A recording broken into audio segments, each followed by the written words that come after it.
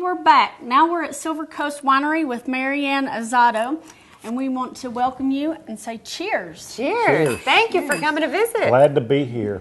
It's kind of fun. Maryann, how long has the winery been here, and how did you get started in this business? Well, I have to tell you something. We opened our doors in 2002, but we really started working on it in 2000, the beginning of 2000. We're really 12, going on 13 years old, open. Right. And we started, it was pretty much a labor of love. I guess it started mostly as a hobby. And I thought we should have a wine club in this area of North Carolina, because in order to get a bottle of wine at that time, now that's 20 years ago, that was before we had Lowe's Foods, right. And we didn't really have the grocery store chains that we have. So I thought I'd start a wine club. And it turned one thing led to another, and I did some research in the North Carolina wines and found we really had some fabulous wines and wineries in North Carolina. So, because at the time we really couldn't import wine from anywhere else other than North Carolina because it was a felony. So, we really had to stay in North Carolina, and one thing led to another, and a friend of mine knew a group of fellas in Massachusetts that they were iron workers, and they made wonderful wine, but then they had the wine and they didn't know what to do with it, and they were losing their backer. So we went up and I hired the former head of enology from Cornell. Wow. We went up and tasted through the wine and came back, and I said to him, "Okay, Tom, now what should I do?" And he said, "Well, you put your pencil to that piece of paper and you tell me what you're going to do." So that was really a learning. I knew about wine, but not really that detailed information about wine. And Tom helped me through a lot of that. And then, one thing led to another, and you go to the bank and do your business plan. And then when the bank says yes, wow, it was kind of like, okay, I guess this is, you kept thinking it's a labor of love. There was going to be a roadblock somewhere. Right. It's kind of, if it's not meant to be, it won't happen. Right. But everything fell into line, into place, and here we are now, 13 years later. Wow. And the place is really fabulous. For you folks that are out there in the audience that haven't been here before, it is well worth the trip. Tell us a little bit about all the things you've got going on. Obviously, we're standing here right now in the tasting room at the front. We have racks of wine behind us, but as we go through the place, there's a lot of other unique things that you do here. You have a gift shop, art, barrel room. Talk about some of those things. It's kind of fun. You know what? I have to tell you something. Coming here is a great date. It's kind of really fun. You come in, you take a tour of the winery and see actually how we make the wine. Now what happens is we actually grow some grapes here, the muscadine grapes. The only thing we can grow in this area is the muscadine, mainly because of Pierce's disease, which is a bacterial disease transmitted by leafhoppers. We actually import our grapes from the mountains Right. of Georgia, North Carolina, and some Virginia. So the grapes they come in refrigerated trucks and bins that are about 4 by 4 and weigh about 800 pounds, but we have to weigh the grapes when they come in, because that's how we pay for our grapes, by weight and also by bricks, or the amount of sugar in the grapes. So it's one of those things. And then as you're going through the tour, you see the process of going through the destemmer crusher and the press, and then going into the tanks and into the filters and into the barrels, and then back into the tanks and then into the bottle. And then we get a product. And pretty much it takes a while. Once the grapes come in, the red grapes, it's 6 to 8 months before they enter the bottle.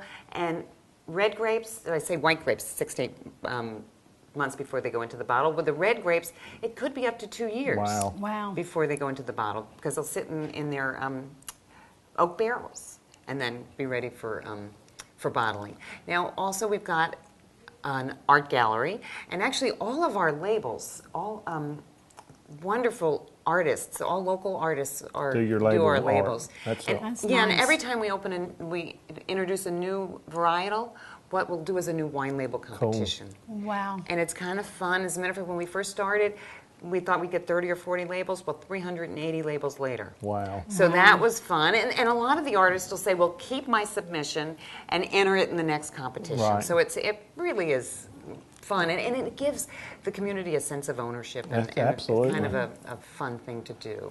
And a lot of those same artists have their art in your gallery. That's correct. We change out the gallery every quarter. And you know what? It's one of those things that it gives you another reason to come visit. There's more things to look at, more interesting perspective. And we've got gifts and a gift shop, and also we do special events. Right. The Barrel Room, which we'll take a look at in a little while, the Barrel Room dresses up so beautiful for a wedding or charity event.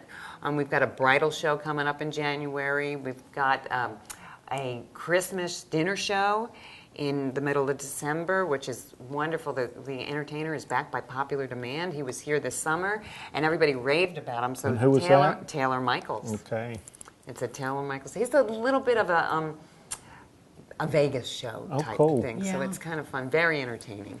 Now you said charities. I think you mentioned before while we were getting ready to set up, that you're doing a charity with. Well, there's Habitat for Humanity in February, and those tickets for Habitat will go probably the beginning of the year. And then in May we do the Strawberry and Wine Festival, which benefits the preservation of the Sunset Bridge. Right. And Old Bridge Society. The Old Bridge Society. Yeah. And you know what? I have to tell you, through the year, we support our local charities. And anything, if somebody has an event, and please come talk to us about the possibility of doing something here, because we've got a room where we can house up to 125 people with a dance floor. Wow. So that's a nice size. And saying that about the charities, you have been awesome. I know last year we worked on the Sandy project through you guys with the local chambers and a lot of other businesses.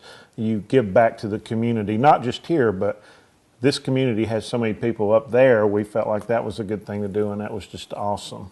Yeah, it was really, you couldn't believe how the community came together. Right. I mean, and this is a great community. I have to tell you something, where else would you live? We all get here as soon as we can. That's right. Yeah. That's exactly right. And I have to let you know, we also have a fun thing. We have a tasting room in Southport as well. And we just won a gold medal in the Dixie Classic. It's a Southeastern United States competition. It was a gold medal for our Southport Blush. Wow. So that was big. And that big. adds to what? How many medals do you guys have over the years? I know we've talked about that. We've got about 390 medals in national and international competitions, several of which are double gold, which really means that every judge in that competition recommended that we get a gold medal. That's awesome. Great. Yeah, so it's How many different kinds of wines do you have? We've got about 14 different varietals. Now, we do have some that right now we're sold out of, but they'll come back in. Depending on the grapes. Depending on the grape, and depending on the availability of the grapes. Right. There were a couple of years where some of our reds were hard to come by, and some of our whites, but you know what? They all cycle back in. through. Yeah, so it's really fun. And you know what? Pretty soon we'll have a lot of people were upset because we were sold out of our holiday red, but it's getting close to the holidays, so we'll have that holiday red back. All right. Well, listen, it's been great to be here. We want to let everybody know that you have a wine club, and also could you let them know how they can get in contact with you, your website, your address, and also your email or your phone number? Sure, we are 6680 Barbeque Road. That's Ocean Isle Beach. Even though we're a little bit inland of Ocean Isle Beach, we're the other side of 17. Right. So we're 3 miles off of 17, a mile and a half down 904 West and a mile and a half down Russtown Road. If you're going down 904 and you pass the firehouse in Grissettown, you went too far. So turn around and go back. So it's a mile and a half and a mile and a half. And once you turn down Russtown Road, it's the fourth right on Barbeque Road. It's a little dirt road, so don't drive too fast or you'll miss it. So it's kind of fun. Our website is silvercoastwinery.com, and any email, info@silvercoastwinery, and we've got all of our events listed, and also you can buy online. Cool. You're open year round, right? We are open year round. Now, January and February, we close Monday and Tuesday except by appointment. So if you've got guests in town and it's Monday or Tuesday, just call on Sunday so that we make sure somebody's here. Because typically somebody's here, but if nobody's here by 3 o'clock, we go home. Okay. Great. Well, listen, Maryann, we appreciate your time. We want to thank everybody for watching today. Be sure and look Silver Coast Winery up online and make your way out here. It's a great little trip out into the countryside of Brunswick County to have a glass of wine and a tour. Stay right with us, and we'll be back at Planet Fun for some more information.